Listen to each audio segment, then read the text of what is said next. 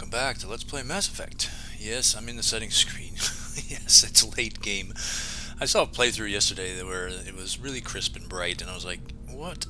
Did I miss something? Yeah, my gamma was actually set to 20, which is, I think, below the default, so I'm bumping it up quite a bit here, and I'm hoping that better late than never. And look, I can see my face in the Dungeon of the Normandy, so yay. Okay, so this is the last episode before Endgame, and I'm going to take advantage of the time here to make sure that I've tied up all my loose ends. And let's start with the inventory. Yeah, I want to just kind of show everything that I've done, all the choices I've made, and you can judge how I've done. Alright, here we go.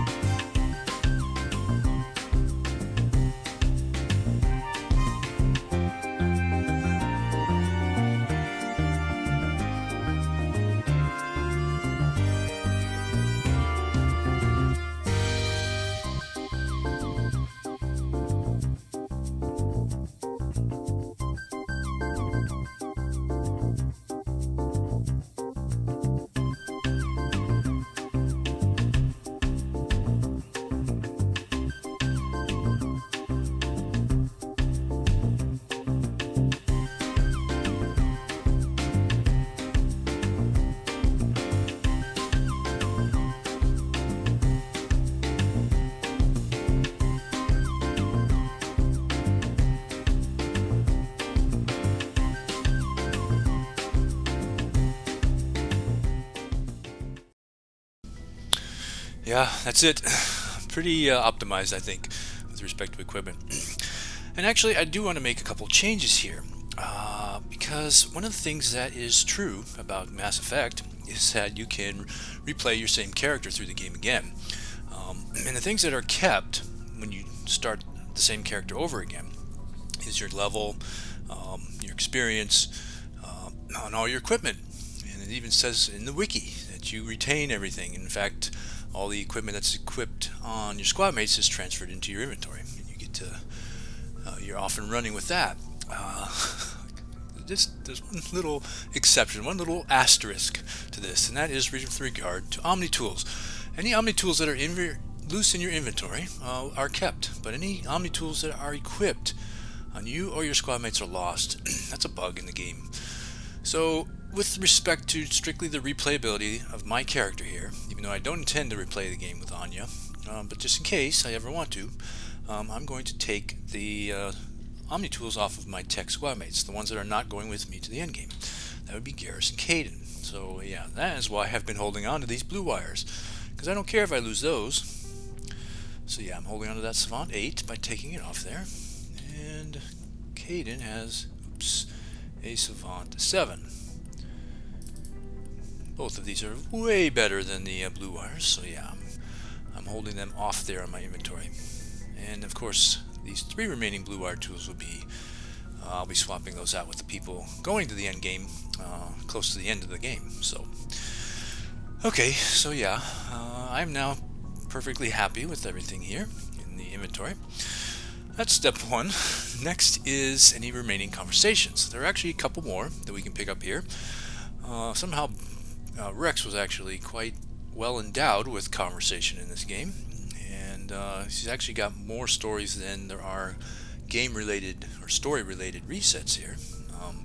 But luckily, his conversations actually reset after a few side quests, so we didn't miss anything. So yeah, let's go get that story I've been kind of waiting for all this time here. Never a dull moment with you, Shepard. You ever go on any missions like ours before? Saving the galaxy from certain destruction? No. But I've had my share of adventures.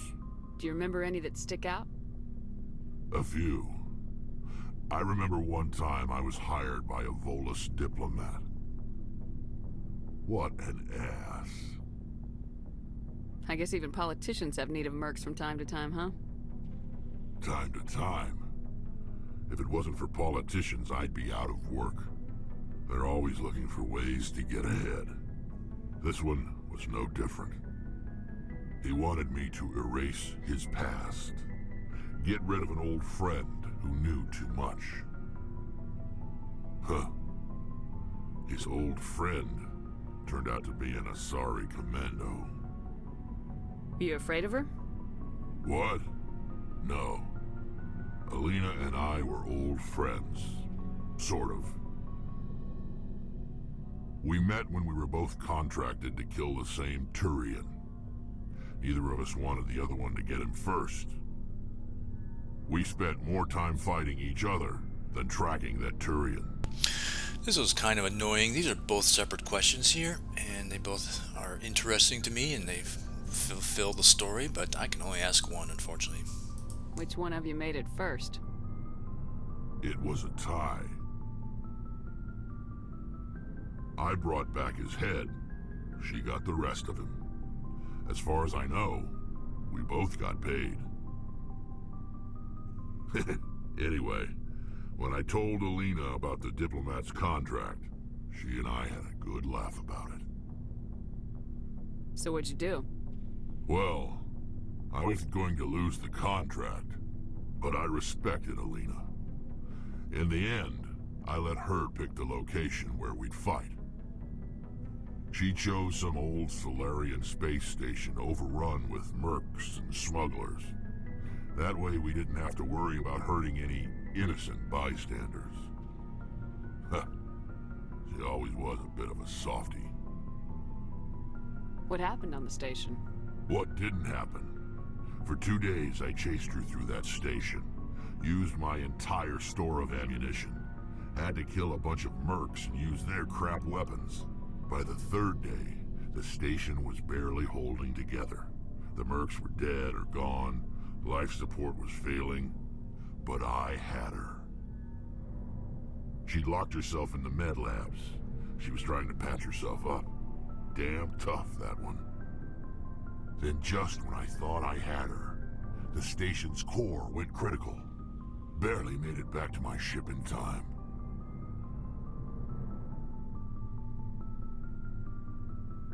I assume the Asari Commando didn't make it. I watched the station from a distance. I never saw her leave. And when that place blew, there was nothing left larger than a Turian's right nut. So I headed back to the diplomat to give him the good news and collect my pay. But before I got halfway there, Alina sent me a message. Better luck next time. Now, I'm not superstitious, but if someone can survive that, well, they deserve to live. At least for a bit longer. What about the diplomat? He wanted her dead. I told him the truth. Alina was still alive and she was really pissed. I told him if he wanted to live, He'd need me around to protect him. You're smarter than you look, Wrex. He kept me on as his personal guard until he died. Natural causes. Easiest job I've ever had. A little boring, but credits are credits. So long, Wrex. Shepard. I love that story. And of course, I get a little codex out of that. So yeah, I definitely wanted that story. Shepard. Now that we have done the, well, I mean, it was a while ago now, but now that we've gotten his family armor back, when you ask him this question again, he actually has a slightly different response. You must have family other than your father. Don't you miss them? No. Now that I have my family's armor again, there's nothing left for me. So long, Wrex. Shepard. Shepard. Wrex. Shepard. Wrex. I have no idea why I enjoy that so much. That is pretty neat. Alright, the other conversation is the one over here with Garrus, which is actually going to sound very familiar because we have heard most of it before. He's just inserted a couple new lines here. We'll grab those now. Commander, I wanted to thank you. What for, Garrus? For everything. Taking me with you, letting me be part of your team. I've learned a lot. I've thought about what you said, about eliminating the threat immediately, regardless of the cost. You were right. You were right about Dr. Salian, too. Killing him was the only solution. This way, we'll know he'll never hurt anyone again. So yeah, he inserts a little bit of extra dialogue there because we have now finished his loyalty quest against Dr. Salian there. If we were to ask this question over here, he would tell us the same thing he said before, which was he wants to become a Spectre and he doesn't want to work for CSEC. So no need to go over that again. I'm glad you see it that way. Keep that in mind when we meet Saren. Don't worry, Commander. I will. Okay, and that, believe it or not, wraps up all of the conversation that we'll have in this game, at least on board ship here. So yeah, Tali and Liara and Kaidan have nothing new to say from what we got from them last time. So that leaves us with this page, which I've not really spent any time with, Codex here. But I did, offline, go walk through the whole thing to see if I had missed anything. It turns out there were 9 entries still missing, 3 of which I can't get. Sorry Biology is an entry that you can only get if you select Liara as your love interest. So, yeah, that was not meant to be for me. An entry called Starship Carriers. That only is available if you actually are able to use 9 Intimidate points when you talk to Rear Admiral Mihailovic. That was our second visit to the Citadel quite a while ago now. And, yeah, that one strikes me as a little bit of a shame because right after we talked to Mihailovic, we were down there talking to Kalisa Al-Jalani, the lame reporter. And I don't know if we actually invoked it, but there is a way to talk about carriers with her as well. And for some reason, you don't get the codex entry from that. So that's a little bit lame, I think. But yeah, those 2 were just not meant to be for me. The other one that I'm missing is, or that I can't get, is the Asari government entry. And that's just because I made a mistake. We had Liara on ship for the first time, and we talked to her. There was a chance for us to ask her if it's lonely, whether her lifestyle is lonely. That's a paragon option, and we picked the neutral option in that case. I just didn't realize there was codex hiding behind that paragon option, so yeah, I missed that. Oh well, not a big deal.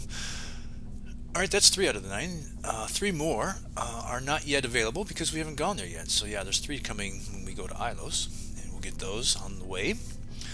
And then there's 3 that I can actually get now because they're available here on ship. So yeah, let's go chase those now. The first one is in my quarters, which is upstairs here.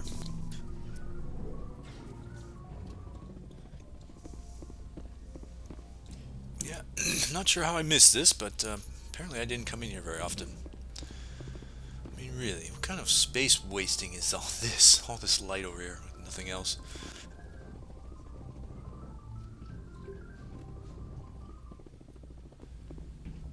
Alright, yep, there is something we can ask Joker about, and that'll give us some codex. And for some reason, I either Either this, I didn't pick this that first time we talked to him, or it wasn't yet available. I'm not sure which. Commander, something you need? But it's right here. How'd you end up joining the Alliance? Look, if you're looking for an inspirational tale of the crippled kid overcoming impossible odds, you're gonna be disappointed. My mother was a civilian contractor working for the Alliance. I basically grew up on the Arcturus station back when they were building up the fleets. Spend all that time around Alliance ships, there's a good chance you'll end up going to the Academy. So yeah, the Arcturus station entry is now available to us because we asked him, and he told us about that. And that's really all we needed from him. I have to go. Alright, see ya. Excellent. The one I got out of my quarters was the Systems Alliance Military Ranks entry.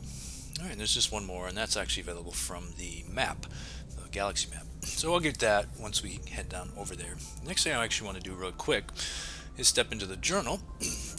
Of course, there's the one mission remaining to do, and we can feel good about the fact that every assignment we were given or found is now complete. But the one thing that you don't really know, because these 5 collection quests continue to actually tally the number of items you're getting, and so you can actually look up at the end here whether you actually found everything or not. 34, 34, 36, and 10 were the correct numbers there that we were looking for. So we found every single mineral and element, which is great. 17 Turian emblems, we found them all. 12 League and 1 medallions and 4 Solarian ID tags. 10 of those Prothean data discs, and 16 Matriarch Delanaga writings. So yeah, we found everything. Nice. So yeah, I mean, I wanted everything, not because it mattered, but because each one of those gives me a little bit of XP and credits and all that. So yeah, thus a true completionist would insist, right?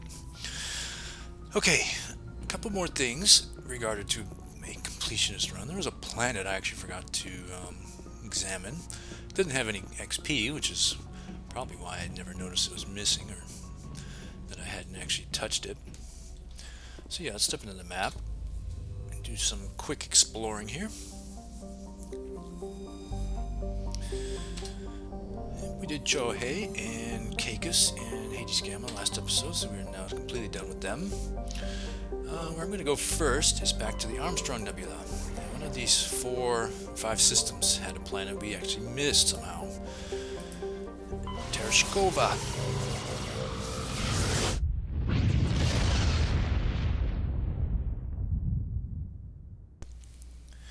Of course, if I were to pick a system to have a planet skip so that I'd have to go back there, it would definitely be Tereshkova. Because, what's not to love about a really lame Russian accent? Anyway, the planet I missed was Hansalra.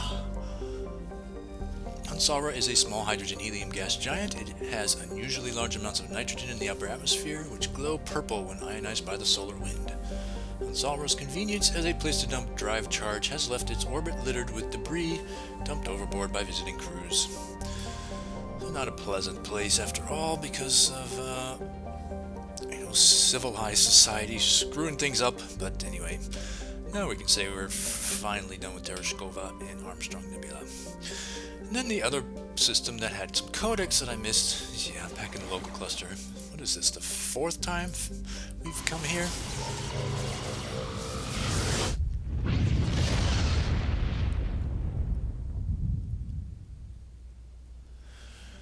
If you remember very, very beginning of the game, when we first started talking to Anderson and Ilos, he made a mention of having found Prothean artifacts on Mars.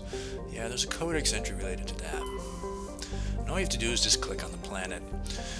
Once considered a prospect for terraforming and colonization, the discovery of faster-than-light travel turned Mars into a quiet backwater. Its southern pole is a historical preserve centered on the Prothean ruins found there. Immigration and development are restricted as the search for Prothean artifacts continues.